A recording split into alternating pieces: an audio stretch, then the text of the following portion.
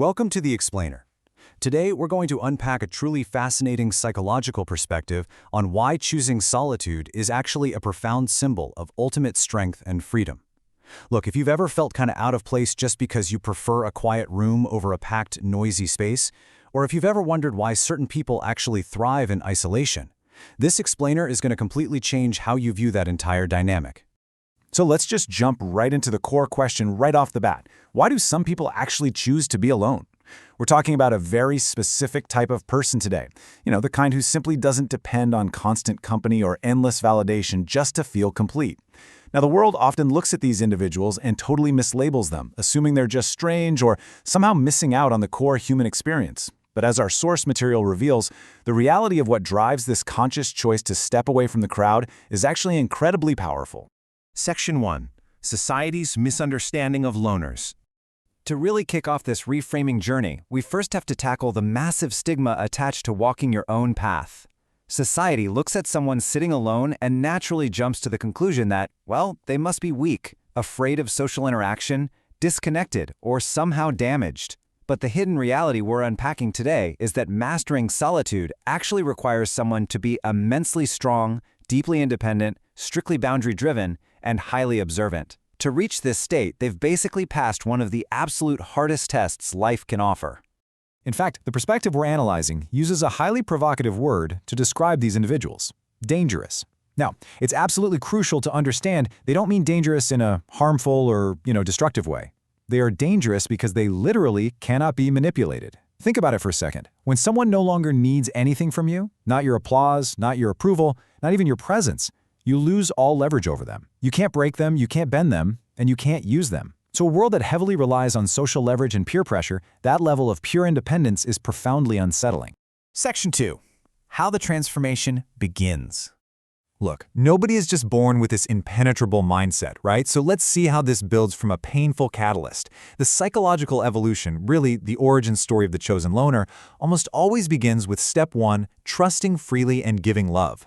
But then comes step 2, experiencing deep betrayal or disappointment.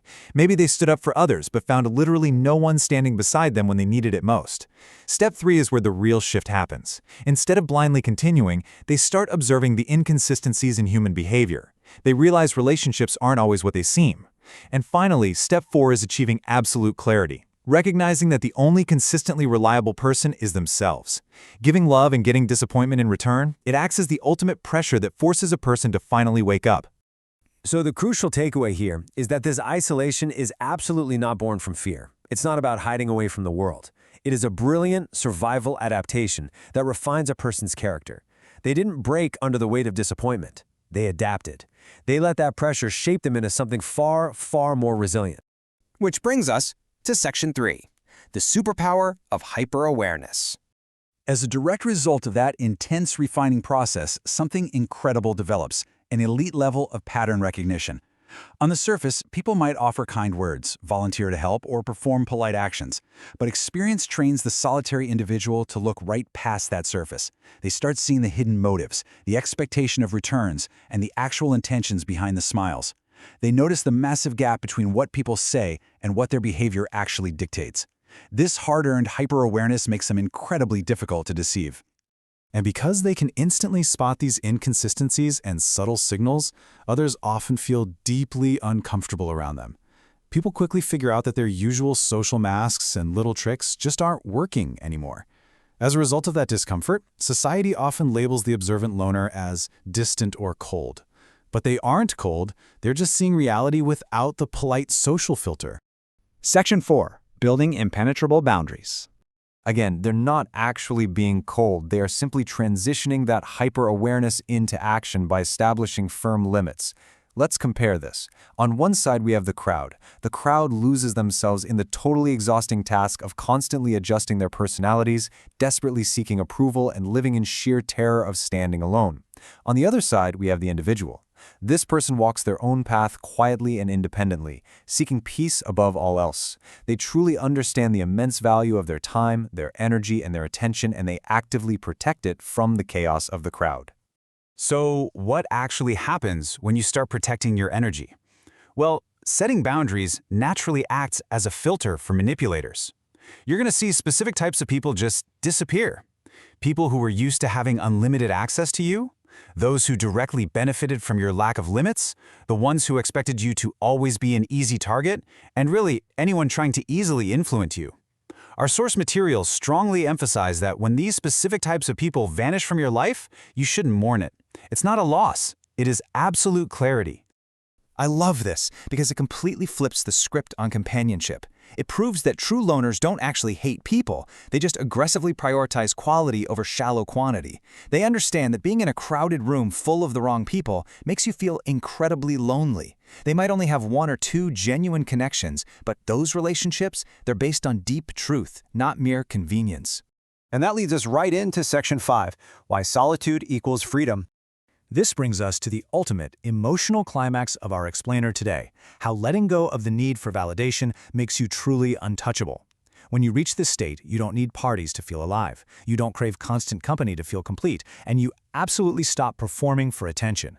You become perfectly, 100% comfortable in your own silence. And the result? You become impossible to manipulate, buy, or intimidate. If you don't need anything from others, no one can trap you with their presence, and no one can threaten you by taking their love away. You operate entirely beyond their control. You know, most people stay stuck in draining relationships, toxic environments, and limiting connections out of a profound, deep-seated fear of emptiness. They are terrified of being alone with themselves. But conquering that fear, stepping into the quiet, and actually feeling true peace, that unlocks a rare and beautiful freedom that very few people ever get to experience. So, what's the game plan? What are the actionable takeaways if you find yourself walking this path? First, trust yourself and your independent journey. Second, protect your peace at all costs, because it is undeniably your greatest asset. Third, recognize that your independence is a massive strength, not a weakness. And finally, just let others talk. People might say you've changed or assume you don't care, but you owe no explanations for your clarity. You shouldn't ever trade your hard-earned peace for shallow connections or unnecessary drama. I really want to leave you with this final, incredibly empowering thought directly from our source material. You are not broken. You are refined. And refined people are exceedingly rare. So as we wrap up this explainer, I pose this question to you. If you choose to walk alone, are you truly missing out on the world?